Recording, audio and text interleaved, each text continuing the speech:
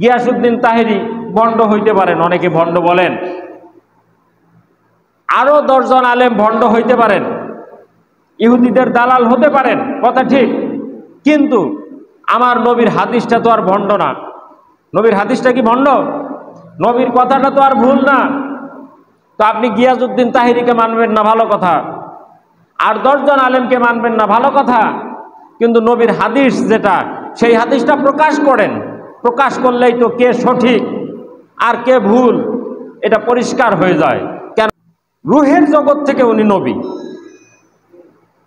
কোথার থেকে? রুহের জগৎ থেকে উনি নবী। তো সুতরাং 40 বছর আগে আর 40 বছর পরে নাই, উনি সৃষ্টির সূচনা থেকেই নবী।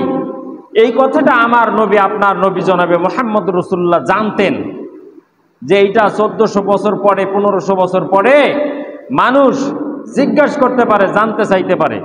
সাহাবীরা জিজ্ঞেস করেছিলেন, ইয়া রাসূলুল্লাহ, আপনি কখন থেকে নবী? সাহাবীরা জিজ্ঞেস করেন। হাদিসটা হযরত আবু হুরায়রা রাদিয়াল্লাহু তাআলা আনহু থেকে বর্ণিত। আন আবি হুরায়রা রাদিয়াল্লাহু তাআলা ক্বালু ইয়া রাসূলুল্লাহ, হে আল্লাহর রাসূল, মাতা ওয়াজাবাত লাকা নবুওয়া, আপনি কখন থেকে নবী? আপনার উপর নবুয়ত কখন থেকে অবধারিত হয়েছে, ধার্য হয়েছে?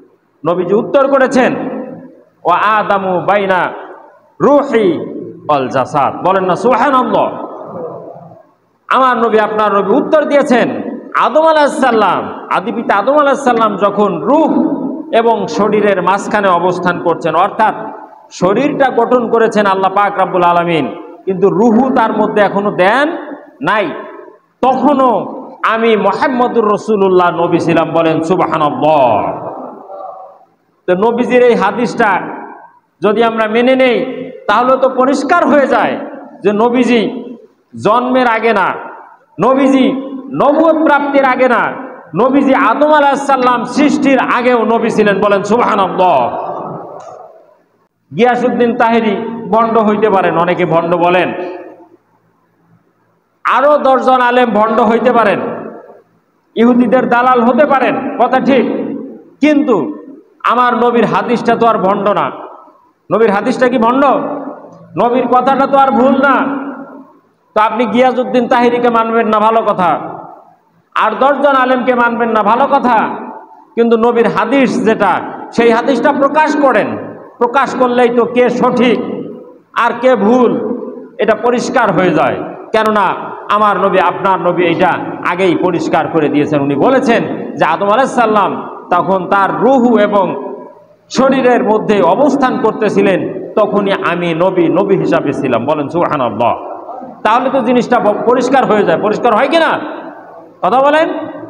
একদম পরিষ্কার হয়ে যায়। নবীকে সৃষ্টি করা হয়েছে শুরুতে, প্রেরণ করা হয়েছে সকল নবীর শেষে। কারণ কি? ওই যে সাক্ষ্য আল্লাহ পাক রব্বুল আলামিন সাক্ষী গ্রহণ করেছেন, সমস্ত নবী রাসূলের সাক্ষী হিসাবে আমার নবী সাক্ষী। ওই যে ওই দিন দেখা হয়েছে, ওইটা একটা সাক্ষী।